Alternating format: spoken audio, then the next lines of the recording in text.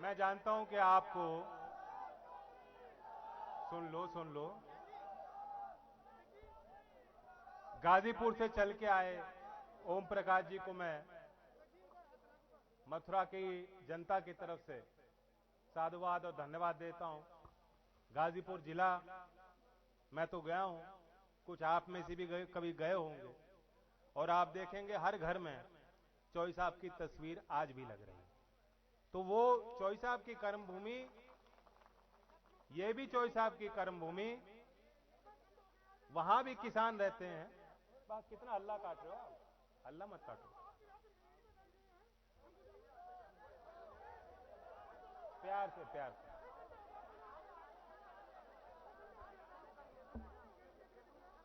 ध्यान मत दो, कोई बात नहीं। नाराजगी सब में है आजकल, सब लोग नाराज हैं, किसान भी नाराज हैं, पत्रकार भी नाराज हैं। मैं ओम प्रकाश जी को जो गाजीपुर से चल के आए, उन्हें यह भी बताना चाहता हूं, वैसे उन्हें जानकारी होगी, वो चौई साहब का नाम भी ले रहे थे। चौधरी चरण सिंह जी ने देश में पहले पुलिस आयोग का गठन किया। पहले पुलिस आयोग का गठन चौधरी चरण सिंह जी ने किया। आज हम कानून व्यवस्था पे सरकार को घेरते हैं, आम आदमी त्रस्त है, भ्रष्टाचार भी बढ़ गया, अपराध भी बढ़ गए, लेकिन हम वर्दी पहने अपने जवानों को तो दोष नहीं दे सकते। मैं जानता हूं कि जो हाथरस की घटना हुई थी, जब वो तस्वीरें आपने देखी, मैंने भी बाद में देखी, और बाद में देखने पे मुझे एहसास हुआ कि क्या हुआ ये। बहुत लोगों के अंदर गुस्सा था। अगर मैं उस समय वहां बैठ जाता तो विवाद और बढ़ जाता। हमें टकराव नहीं करना, हमें समझने की जरूरत है कि किन परिस्थितियों में हमारे पुलिसकर्मी काम कर रहे हैं। हमारे अफसर जो अच्छे हैं, जो सिस्टम में रहकर सेवा भाव से काम कर रहे हैं, उनकी भावना क्या है, उनके आगे क्या मजबूरियां खड़ी होती हैं, पुलिस की ड्यूटी कितनी कठिन है। कभी हम जैसे कोई नेता आ जाएंगे तो उनकी ड्यूटी सड़क पे खड़े कर दिया जाता है घंटों, पुलिस लाइन में बुला लिया। गाजीपुर का पुलिस वाला है और उसकी ड्यूटी बड़ौत में या मथुरा में है, सोचो कितना दूर उसका घर। इसलिए समय समय से मांग उठती थी, अगर कानून व्यवस्था में सुधार लाना है तो पुलिस के मनोबल का भी तो ध्यान रखना पड़ेगा। वे भी हमारे बीच के हैं नौजवान, और इसलिए हमने उन बातों को शामिल किया। मुझे खुशी है कि वो संदेश इतने दूर तक गया कि गाजीपुर से चलकर आज ओम प्रकाश जी आए और खुल के उन्होंने समर्थन दिया है, क्योंकि हमने निर्णय लिया है कि पुलिस के कर्मियों की ड्यूटी भी निर्धारित होगी, बॉर्डर स्कीम को हटाकर गृह जनपद के आसपास उनकी नियुक्तियां होंगी, और दूसरे राज्यों की तरह हमारे राज्य में उन्होंने उम्र घटा दी, 22 साल कर दी, लेकिन जनरल कैटेगरी में 28 साल तक जो ये नौजवान हैं, अगर ये भर्ती करना चाहेंगे उनको मौका दिया जाएगा।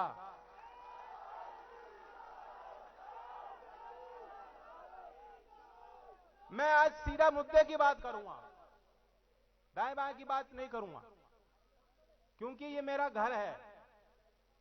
मैं आपसे भली भांति परिचित हूं।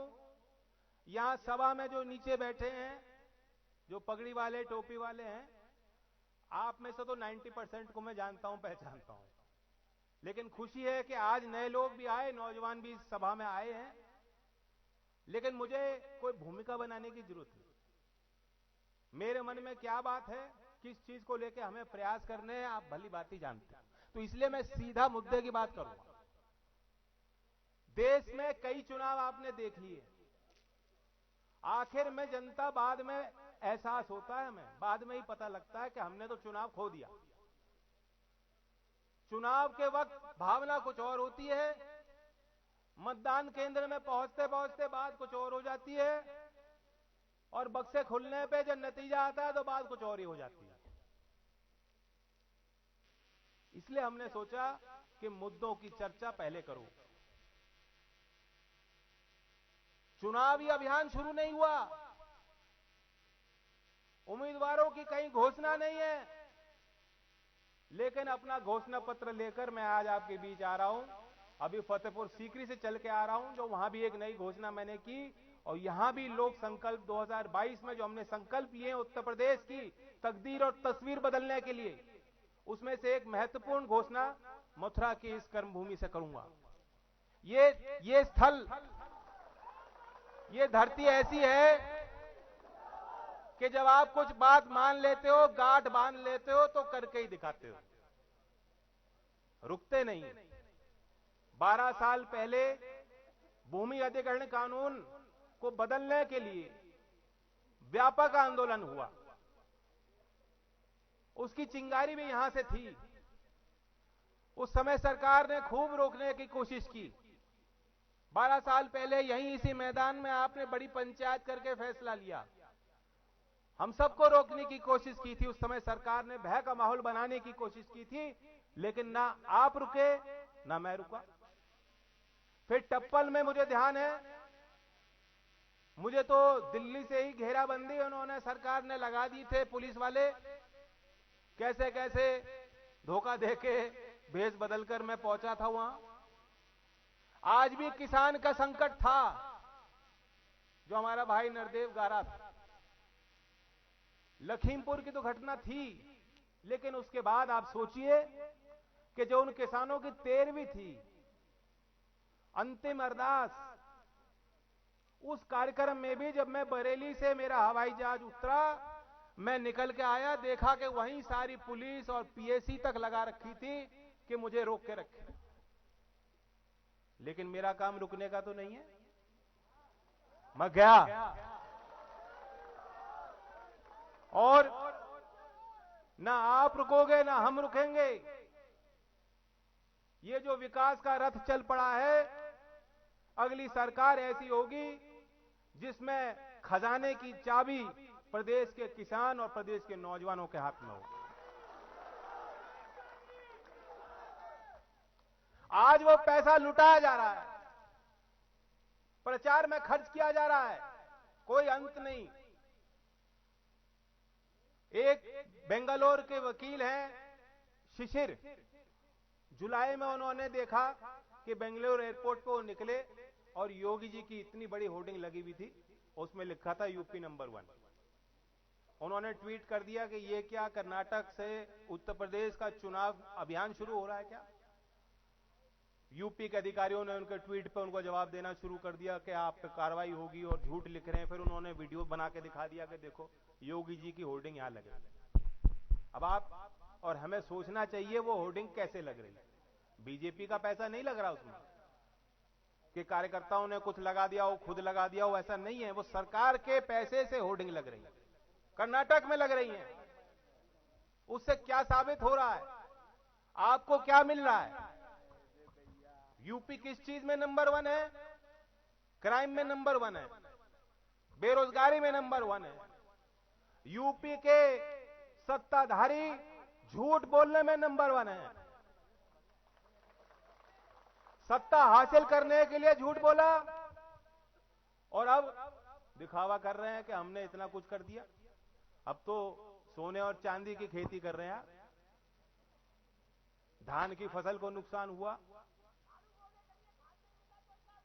खाद की किल्लत है। ललितपुर जिला बुंदेलखंड का बहुत पिछड़ा क्षेत्र है।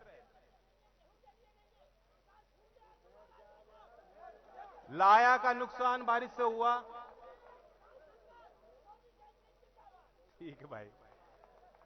ललितपुर जिला, आज अखबार में आपने देखा होगा, खबर आई है, 3 दिन से किसान खाद के लिए लाइन में खड़ा था, उसकी तबीयत बिगड़ गई, उसका देहांत हो गया। एक और किसान उसी जिले का, ललितपुर का, आत्महत्या कर ली, उसे खाद नहीं मिला। बहुत पिछड़ा क्षेत्र है।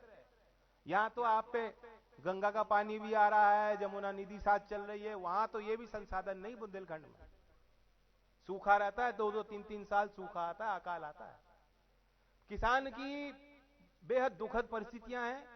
अभी आपके धान और लाया को नुकसान हुआ, बारिश से नहीं हुआ? क्या सर्वेक्षण करने कोई बीमा कंपनी या सरकारी कोई अधिकारी आए?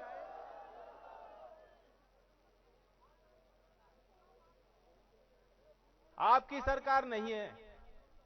मोदी जी ने बड़े बड़े वादे किए थे कि केंद्र योजना बन रही है प्रधानमंत्री फसल बीमा योजना। आपको उससे कुछ लाभ मिलता है क्या? अब तो 7 साल का अनुभव हो गया। हमने ये तय किया है कि हमारी सरकार आएगी, उस योजना से आपको निजात दिलाकर ऐसी व्यावहारिक योजना राज्य सरकार लाएगी कि किसान के नुकसान की भी भरपाई हो, और आवारा पशु जिससे आप तंग हो, आज वो खेत तबाह कर जाते हैं, उसमें भी कुछ नहीं मिलता, उस योजना में उसकी कवरेज होनी चाहिए।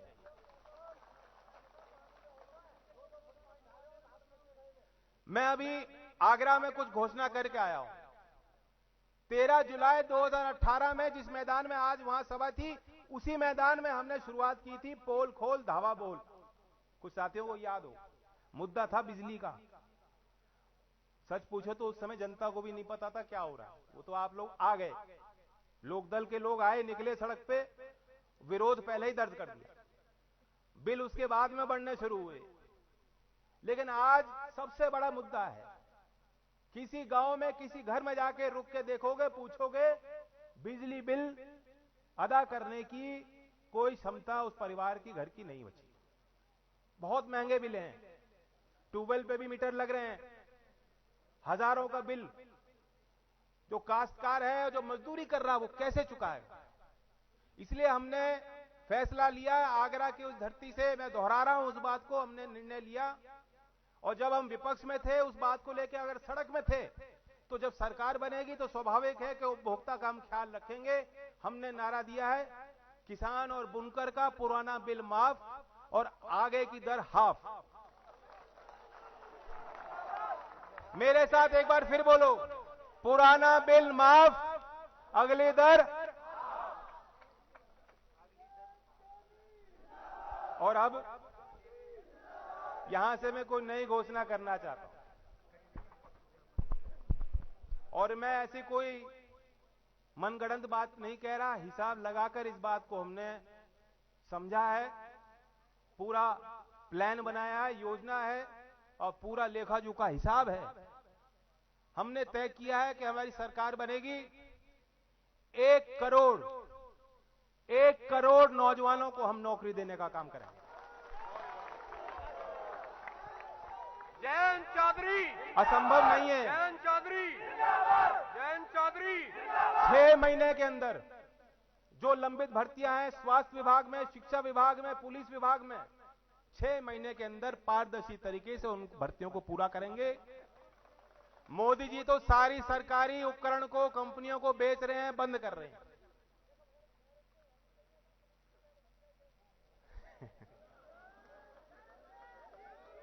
और मेरिट पे होंगी तो आपका नंबर अपने आप ही आ जाएगा। मोदी जी पीएसयू को बेच रहे हैं। हम एक नई सरकारी कंपनी उपकरण की घोषणा करते हैं। आप देखते हैं कि हमारे गांव के बच्चे 10th पास भी हों और आगे की पढ़ाई ना भी की हो, दौड़ तो तेज लेते हैं और शरीर बढ़िया है इनके। प्राइवेट कंपनियां जो एजेंसी बनाकर सिक्योरिटी देती हैं, गुड़गांव की कंपनी को, नोएडा की कंपनी को, सरकारी कंपनियों को, वह काम सरकार की कंपनी भी कर सकती है। और इसलिए हमने सोचा एक नए पीएसयू का हम गठन करेंगे जो सिक्योरिटी प्रोवाइड करेगी, सिक्योरिटी एजेंसी रखेगी, गांव-गांव के इन बच्चों को रोजगार दे सकती है। मैं तो एक उदाहरण दे रहा हूं। जयंत चौधरी मैं एक उदाहरण दे रहा हूं कि एक क्षेत्र में कितना रोजगार आप पैदा कर सकते हो। कृषि आधारित उद्योग को आप बढ़ावा दे दोगे, कुटीर उद्योग को बढ़ावा दे दोगे, बहुत नौकरी वहां से निकलेंगी। हमने लक्ष्य रखा है कि 5 साल में 25,000 करोड़ का निवेश फूड प्रोसेसिंग इंडस्ट्री में होगा। जो आलू से चिप्स बनाते हैं उद्योग, जो चावल से मिथेनॉल बना सकते हैं, उस उद्योग को बढ़ावा देने की जरूरत है। और मैं इससे पहले जो दूसरी सभाओं में बात कह चुका हूं, वो खबर तो उड़ते उड़ते आप तक आ गई होगी, मैं फिर भी दोहरा देता हूं। जिनके घर में अखबार नहीं आता, 6,000 रुपए देते हैं मोदी जी और फिर कहते हैं देखो मेरा कितना बड़ा दिल है। रोज 30-35 पैसे जो डीजल महंगा हो रहा है डीजल आपके लिए, रोज बेहिसाब आपकी लागत कई गुना बढ़ चुकी है पिछले 5 साल में। खाद के कट्टे की हम बात खाद की कर रहे थे, कट्टे में पीछे से हटा दिए 5 किलो। बिजली महंगी है। तो मैं आपको कहना चाहता हूं 6,000 रुपए में कोई भरपाई हो रही क्या? कोई खर्चे निकल रहे हैं आप? 23 दिसंबर चौधरी चरण सिंह जी की जयंती है। केंद्र की सरकार तो 6,000 देती है, एक मुश्त हम आपको देंगे ताकि हर किसान को 12,000 रुपए सालाना मिले। और जो सीमांत और लघु किसान है, उन्हें 15,000 रुपए की घोषणा है। 15,000 रुपए।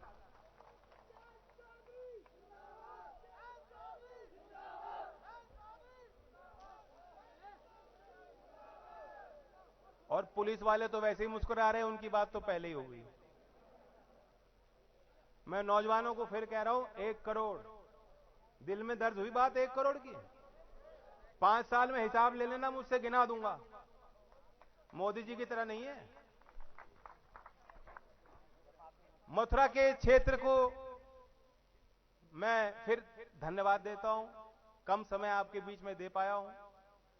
आशीर्वाद पथ का एक कार्यक्रम है और मैं अपने दिल की गहराई से आपके बीच कुछ रखना चाहता हूं, क्योंकि चौधरी साहब के निधन के बाद पहला कार्यक्रम है जब हम लोग एक दूसरे के आमने सामने रूबरू हो रहे हैं। अब मेरे घर में पिताजी नहीं है और माताजी नहीं है, लेकिन कभी ना कभी दुख सबको देखना होता है, सहन करना होता है और आगे बढ़ना होता है। आज मैं हाथ जोड़ के आपके आगे हूं, अपने घर परिवार में खड़ा हूं। मैं उम्मीद करता हूं कि आने वाले समय में जो चुनौती आएंगी, जब कभी ठोकर लगेगी, मैं भी आपके लिए आपके साथ रहूंगा, आंसू पोंछने के लिए, और आप भी हमारी हिम्मत बढ़ाने के लिए मेरी पीठ थपथपाते रहना। जयंत चौधरी, जयंत चौधरी, योगेश भैया, योगेश भैया। और अभी जो भैया की बात हो रही है, भाई टोपी पहनते हैं भैया, तो नारा लेते किसान के काले कानून की आप बात कर रहे थे, वो भी मैं घोषणा यहां से कर देता हूं। विधानसभा सत्र के पहले ही विधानसभा के सत्र में हमारी सरकार जैसे दूसरे विपक्ष के राज्यों ने किया है, हम प्रस्ताव पारित करेंगे कि केंद्र सरकार तीनों कानूनों को वापस ले। और हमारा मानना है कि अगर कोई एमएसपी घोषित होती है, केंद्र सरकार घटती है रेट को। आज रेट नहीं मिल रहा, धान 1100-1200 बिक रहा है, बाजरे का सरकारी रेट बहुत ज्यादा है, आधा मिलता, आधा भी नसीब नहीं होता। तो अगर कोई सरकार एमएसपी घोषित करती है तो सरकार की जिम्मेदारी बनती है कि किसान जब मंडी में जाए उन्हें न्यूनतम समर्थन मूल्य मिलना चाहिए। अब मेरा भी गला फटने लगा है, तो नारा लेते हैं, चौधरी चरण सिंह, किसान मजदूर एकता जिंदाबाद। जयंत चौधरी, जयंत चौधरी, योगेश नौबत, जयंत चौधरी, योगेश नौबत, योगेश नौबत, जयंत चौधरी, जयंत चौधरी, योगेश नौबत, जयंत चौधरी, जयंत चौधरी, योगेश नौबत। हेलो, हमारे मदन प्रधान जी मनसराय गोवर्धन से आपने भी 500 रुपए हमारी टीम को दिए, आपका भी बहुत बहुत धन्यवाद। आए हुए सभी भाई बहनों का हम दिल से धन्यवाद करते हैं, बहुत बहुत धन्यवाद।